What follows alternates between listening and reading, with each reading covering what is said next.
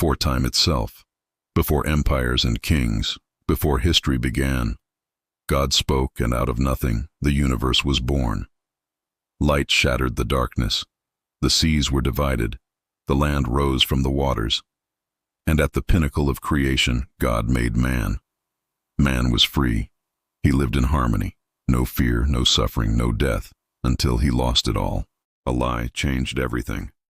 Rebellion destroyed everything. In a single moment, sin entered the world, and from that day forward, the fate of humanity was forever changed. The fall and the promise. In that perfect garden, there were two special trees. God commanded, "Of the tree of the knowledge of good and evil you shall not eat, for in the day that you eat of it, you shall surely die."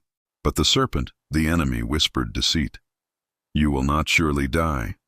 God knows that in the day you eat of it, your eyes will be opened, and you will be like God." The woman looked at the fruit. It was beautiful, desirable. She took it and ate. Then she gave it to Adam, and he also ate. In that moment, everything changed. Shame entered. Fear entered. They hid themselves among the trees. The voice of God echoed in the garden. "Adam, where are you?" "I heard your voice and was afraid, because I was naked." "Who told you that you were naked? Have you eaten from the tree?" Man blamed the woman. The woman blamed the serpent.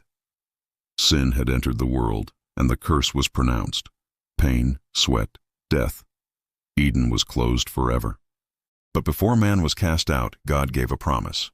From the seed of the woman one shall come who will crush the serpent's head.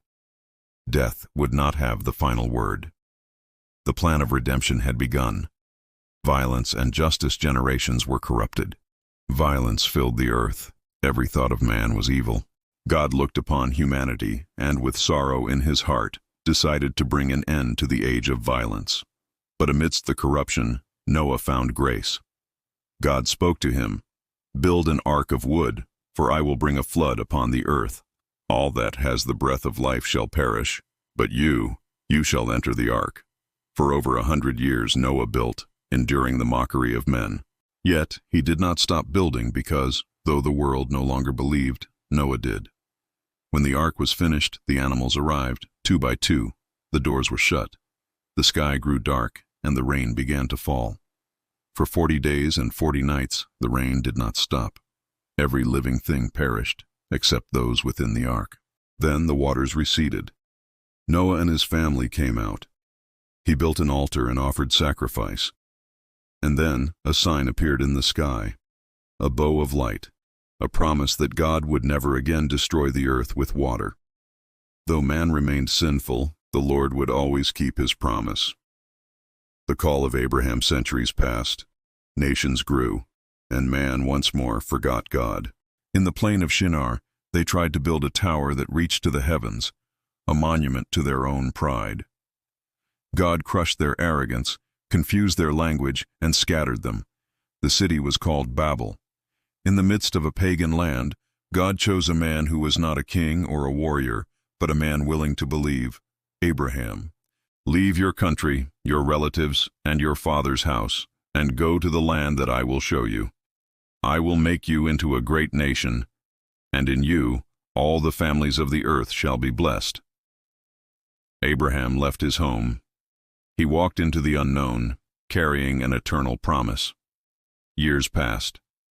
The promise seemed distant, for his wife, Sarah, was barren, but God reaffirmed, "Sarah shall bear you a son, Isaac." A child was impossible, but with God, nothing is impossible. Isaac was born. Then came the greatest test. God commanded, "Take your son, your only son, Isaac, whom you love, and offer him as a burnt offering." Abraham's heart stopped, yet he did not hesitate. He trusted God. He took the wood, the knife, and his son, and climbed the mountain. Isaac asked, "Father, here is the wood and the fire, but where is the lamb for the sacrifice?" Abraham replied with unwavering faith, "God will provide for himself the lamb, my son." Just as the blade was about to fall, a voice thundered, "Abraham, do not lay your hand on the boy.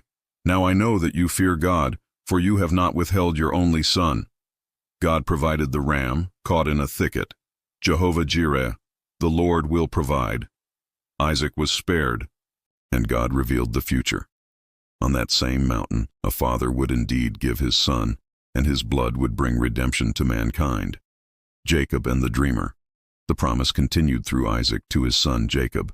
Jacob, the deceiver, who struggled with his brother Esau for the blessing, who fled from home and worked 14 years for the wives he loved. One night Jacob remained alone by the river Jabbok. A man appeared and wrestled with him until dawn. Jacob clung to him. "I will not let you go unless you bless me." "What is your name?" "Jacob." "You shall no longer be called Jacob, but Israel, he who wrestles with God. For you have wrestled with God and with men, and have prevailed." Jacob the deceiver was transformed into Israel, the prince of God. Jacob had 12 sons, the patriarchs of Israel. But one stood out, Joseph, the dreamer. His father loved him most and gave him a coat of many colors, provoking his brother's hatred.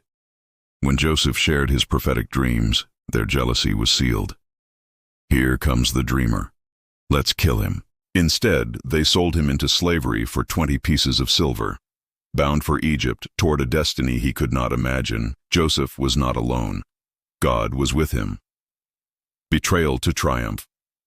In Egypt, Joseph, the slave, rose to authority in the house of Potiphar, the captain of Pharaoh's guard. But he faced a false accusation and was thrown into prison. Once again, he had been betrayed, stripped of his robe. But even in prison, Joseph continued to trust. God gave him a gift, the interpretation of dreams.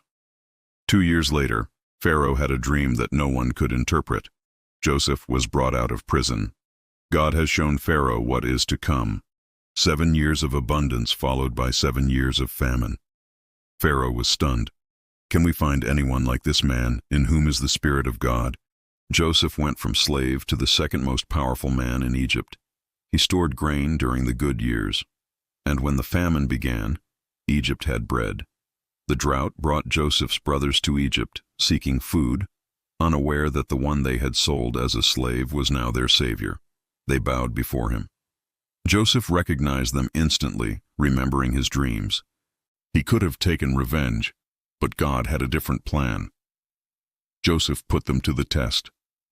When he saw their remorse, their willingness to sacrifice themselves for their youngest brother, Joseph could bear it no longer.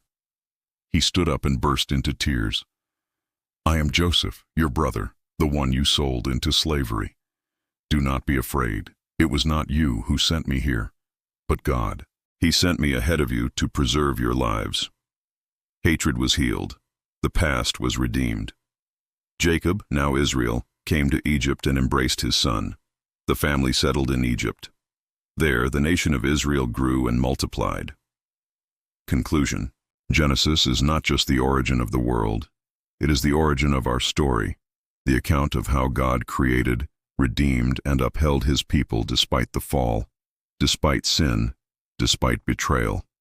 From the first breath of life to the birth of a nation, God never abandoned his promise. But the story of Genesis ends with a question, a lingering promise sealed in a coffin in a foreign land. If God's people ended up in Egypt, bound by a promise that had yet to be fully realized, what will it take to finally bring them home?